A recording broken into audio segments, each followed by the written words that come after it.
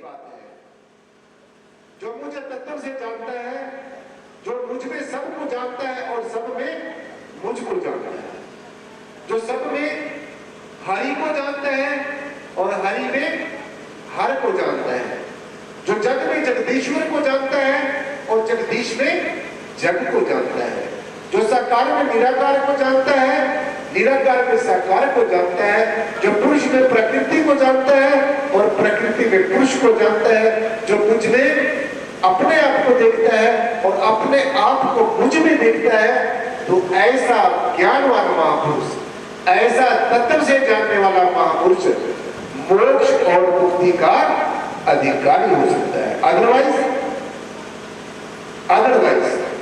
जो ऐसा नहीं करता, फिर कहा जो देवी देवों की पूजा करता, अर्चना करता है, वो देवगति को प्राप्त होता है, और जो भूत प्रेतों की पूजा करता है वो दुर्गति को प्राप्त होता है, और जो कुछ निर्गुण निराकार को बचता है किस तरीके से, जैसे मैंने आपको बताया अनन्य भाव। एक तो भाव ऐसे होते हैं ना, हम परमात्मा को याद करते हैं, आप परमात्मा को याद करते हैं, किसी दुख में याद करते हैं, किसी लौकिक जगत की किसी चीज को हासिल करने के लिए करते हैं, अपने आन बान और शान के लिए करते हैं, आपको धन संपदा प्राप्त करने के लिए परमेश्वर को याद करते हैं। लेकिन जो अनन्य भाव है, जो हरेक कर्म को परमेश्वर का मानकर करता है, जो हरेक कर्म में जानता है कि मेरे परमेश्वर की रजा में हो रहा है, तो ऐसा इंसान कभी अपने पद से भ्रष्ट नहीं हो सकता। जब भी वो कुछ करेगा तो उसके पीछे भलाई छिपी होगी, उसके पीछे परहित छिपा होगा, उसके पीछे धर्मार्थ छिपा होगा, उसके पीछे परमार्थ छिपा होगा। ऐसे ज्ञानवान महापुरुष के हरेक कर्म के पीछे पुरुषार्थ छिपा होगा। तो जो हम मन से, वचन से, कर्म से, ध्यान से सुन रहे हैं, आज हमें ये प्रण यहां से उठाकर जाना है, ये प्रतिज्ञा करके जानी है, इस सदगुरु से बड़ा कोई देव नहीं है, सदगुरु से बड़ा कोई देव नहीं है। एक बार क्या हुआ, कोई महादेव का भगत था, भगवान शिव का भगत था, बहुत ही अनन्य भगत था। तो भक्ति करते करते, सुमिरन करते करते, जाप करते हुए, मंत्र जपते जपते उसको इतनी मंत्र की सिद्धि प्राप्त हो गई, इतने सुख और साधन प्राप्त हो गए, क्योंकि गुरु के मंत्र के अंदर हरेक तरह की शक्ति छिपी होती है। गुरु मंत्र सदा सत्य, जो सदगुरु के मुख से निकला गया, जो जिसको हम अपना सदगुरु मानते हैं, जिसको हम अपना आदर्श मानते हैं, आइडल मानते हैं, जिसको सब कुछ मान के चलते हैं, उसके मुख से निकले गया एक ही शब्द वो महामंत्र बन जाया करता है। तो जब अनन्य भाव से भक्त को इतनी सिद्धि प्राप्त होगी, इतने सुख और साधन प्राप्त हो गए, तो एक दिन महादेव जी ने सोचा कि आज भक्त को थोड़ा कसौटी पे कस के देख लिया जाए। ऐसे हम सबको भी करो, सदगुरु भी कसौटी पे कस कर देखता है। हमारे सदगुरु देव ने हमें बहुत कसौटी पर कस कर देखा, हमारे तन की भी परीक्षा करके देखी, मन की भी परीक्षा करके देखी, धन की भी परीक्षा करके देखी, और फिर आत्मा की भी परीक्षा करके देखी, और ये भी देखा कि ये मेरे वचन को कितना मानता है। गुरु वचन कदे न पलटे, खंड बरबट पलटे, खंड बरबट पलटता रहता है, ये जन्म होता रहता है, ये मन होता रहता है, ये प्रकृति बदलती रहती है, जन्मती रहती है। सदगुरु का वचन है कभी नहीं पलटा, जुग जुग अटल रहता है। आज सच, जुगाद सच, है भी सच, और नाटक होशी भी सच है।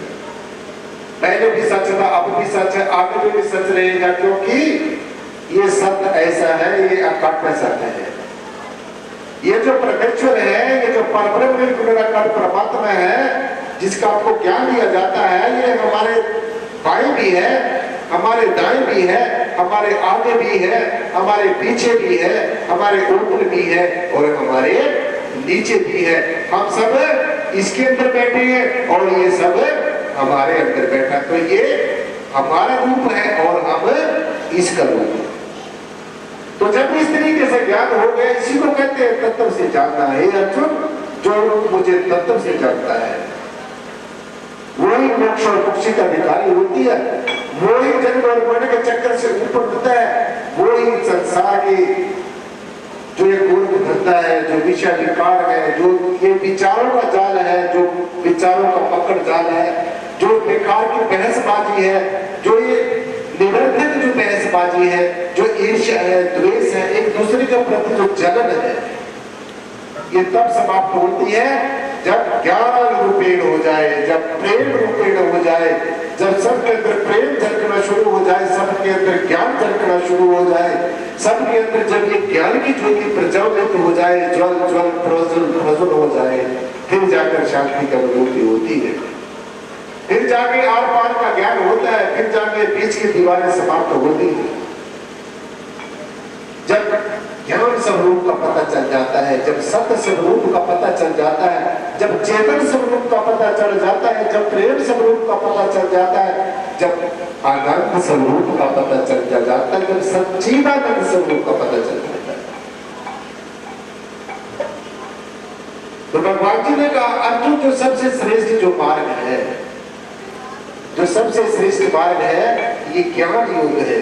ये ज्ञान योगी जो अपने डाउट्स हैं, अपने संशय हैं, अपने जो संदेह हैं, अपने ऊपर जो शंकाएं हैं, गुरु के ऊपर जो शंकाएं हैं, परमेश्वर के बारे में जो शंकाएं हैं, उनको ज्ञान योगी ज्ञान की तलवार से काटता चला जाता है।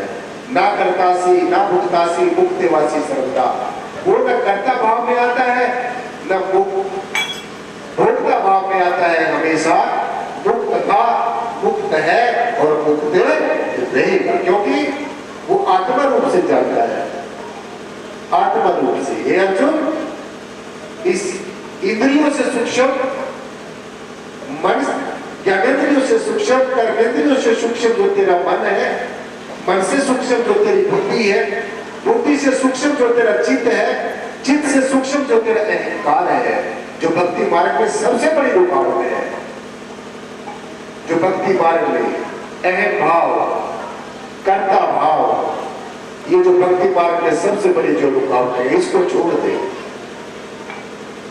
और जैसे तू इनसे विरक्ति पा जाएगा, इनको छोड़ देगा, इन आदतों को तिलांजलि देगा, इनसे छुटकारा पा जाएगा, तो फिर मेरे इस विराट स्वरूप का दर्शन हो जाएगा, मेरे इस निर्गुण स्वरूप का दर्शन हो जाएगा, मेरे इस विश्वव्यापी स्वरूप का दर्शन हो जाएगा। असंगो हम असंगो हम असंगो, मेरे सब कुछ संग रहते हुए, तेरे साथ रहते हुए मेरे असंग रूप का तुझे पता चल जाएगा। मैं तेरे सहित भी हूं और तेरे से रहित भी। मैं तेरे साथ रहता हुआ भी तेरे से अलग हूं। इसलिए जब मैं प्रकट होता हूं, आगे मेरी योग माया होती है और उसके पीछे मैं रहता हूं। मैं अपनी योग माया को प्रकट करके उसके ओले में रहता हूं। और ये जो जीव है, ये इस रंग भरत की दुनिया में, इस चैन कदमी में, इस तरह तरह के विचारों और विकारों में, इस योग माया के चक्कर में फंस जाता है। और जब सदगुरु की शरण मिलती है, फिर सदगुरु उसको ये रहस्य बताता है। देखो,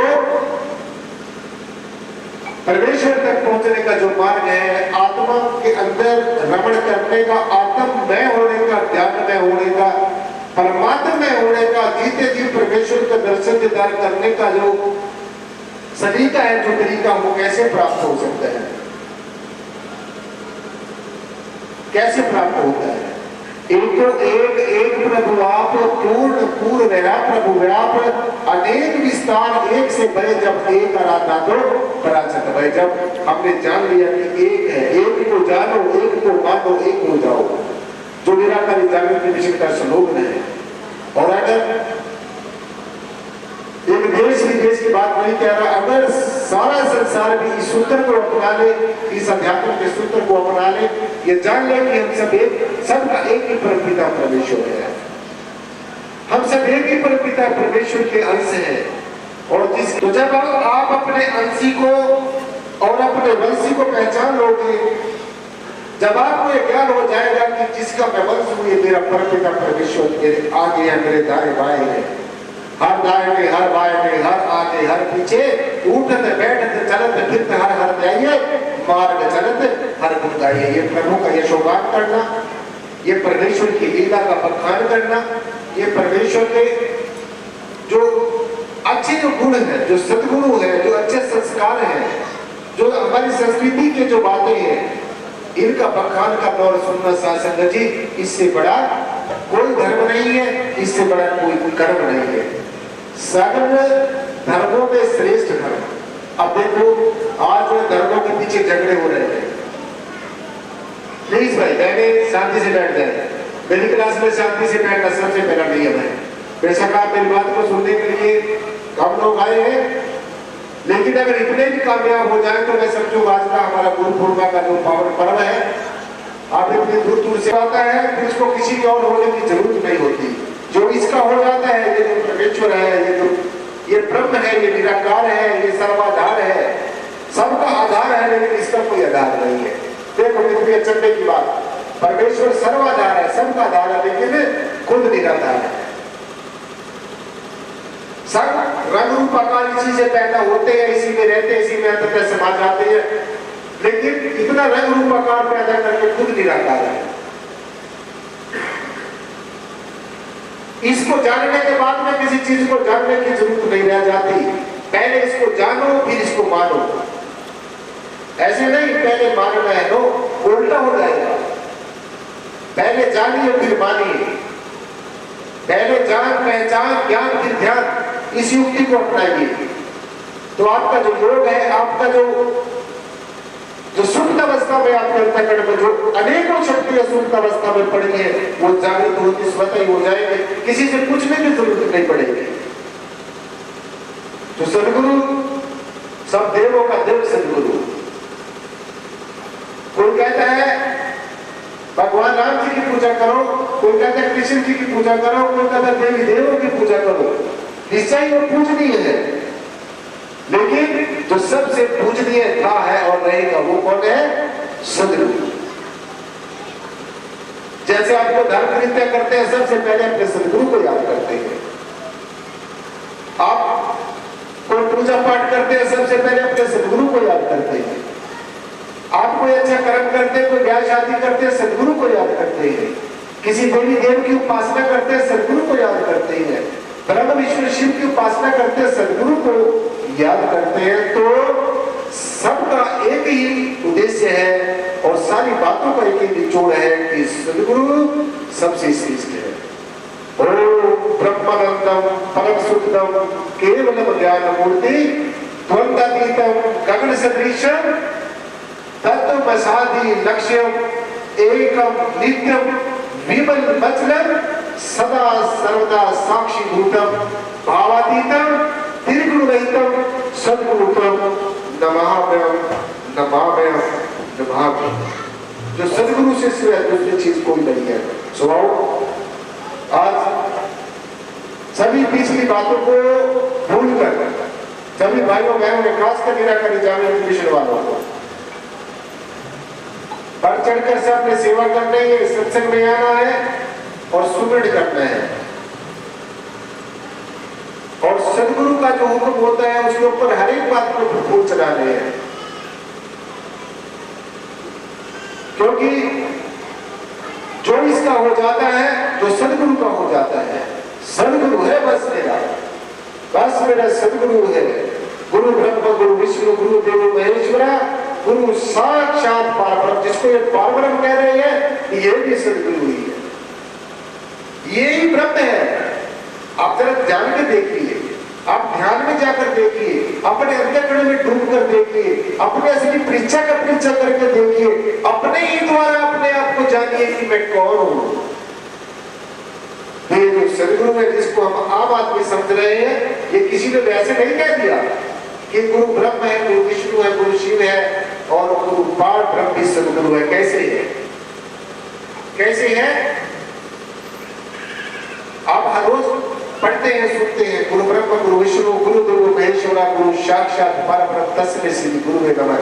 अखंड मंडलाकारं व्याप्तं येन चराचरं तत्पद दर्शनं येन तस्मै श्री गुरुवे नमः। अखंड मंडलाकारं, अखंड रूप में, अखंड रूप में, शस्त्र से कटता नहीं है, अग्नि से जलता नहीं है, पानी से गलता नहीं है, हवा से उड़ता नहीं है। अखंड मंडलाकारं व्याप्तं येन चराचरं, जड़ में, चेतन में, स्थूल में, जंगम में, स्थावर में, सभी जीवधारियों में, सभी प्राणधारियों में जो श्वास ले रहे हैं, जो बढ़ रहे हैं, जो तरक्की कर रहे हैं, जिन्होंने शरीर धारण किया हुआ है, चाहे वो एक तत्व के जीव है, चाहे वो दो तत्व के जीव है, चाहे वो तीन तत्व के जीव है, चाहे वो चार तत्व के जीव है, और चाहे ये जो इंसान है 5 तत्व का पूरे का पूरा ब्रह्म है, पूर्ण ब्रह्म वियोग पहचाने, ये पूर्ण ब्रह्म इंसान। तो ये सब का मूल कौन है? ये परमेश्वर है, ये परमात्मा है, ये सब जगह व्यापक परम सत्ता है, अकाट सत्ता है, परम सत्य है। तो जब सब कुछ ही सदगुरु है तो फिर हम भटकते क्यों हैं? भटकते इसलिए है क्योंकि एक दयाल की माया है और दूसरी काल की माया है। एक विचारों का और विकारों का मकड़ जाल है और दूसरा आत्मा का ज्ञान है। तो ये जो इस ज्ञान को छोड़कर, इस ब्रह्म को छोड़कर, इसके अलावा जो कुछ भी आप मनन करते हैं, चिंतन करते हैं, वो सब क्या है? ब्रह्म है, वो सब काल की माया है। और जब जो दीवारें हैं, इन सीमाओं से जब ये जीव ऊपर उठ जाता है, जब गुण और गुण से परे ऊपर उठ जाता है, तो फिर ये अपने ब्रह्म स्वरूप को पहचानता है। जब ये साधनों को छोड़कर साधना करता है, नित्य प्रति करता है, कहीं एक ऐसे उपयुक्त स्थान पर बैठ कर ये नित्य प्रति साधना करता है, तो फिर इसका रूहानी स्वरूप वो इसका जागृत होना शुरू हो जाता है।